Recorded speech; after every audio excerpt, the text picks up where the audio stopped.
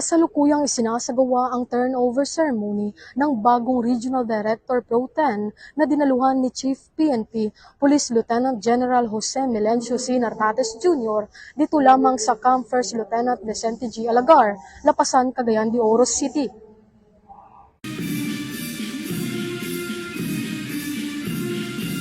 Formal nang itinalaga si Police Brigadier General Christopher N. Abrahano bilang bagong Acting Regional Director ng Police Regional Office 10 sa isinagawang turnover of office ceremony nito lamang ika-8 ng Oktubre taong kasalukuyan sa Camp First Lieutenant Vicente G. Alagar, Lapasan, Cagayan de Oro City. Pinalitan niya si Police Brigadier General Rolindo M. Sugilon na naitalaga bilang bagong opisyal ng Directorate for Personnel and Records Management sa Personal Holding and Accounting Unit.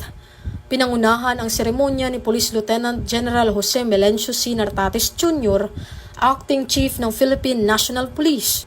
Sa kanyang mensahe, nagpasalamat si Police Brigadier General Sugilon sa buong hanay ng Pro 10 sa ipinakitang dedikasyon, katapatan at suporta sa panahon ng kanyang pamumuno.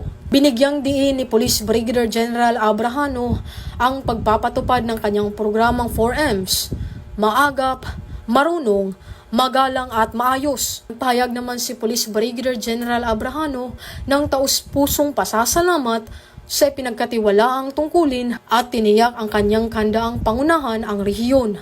Mula dito sa Northern Mindanao, ako ang inyong Police News Network Correspondent, Patrolwoman Vanessa Berdos, alagad ng batas, taga-taguyod ng Balitang Pulis.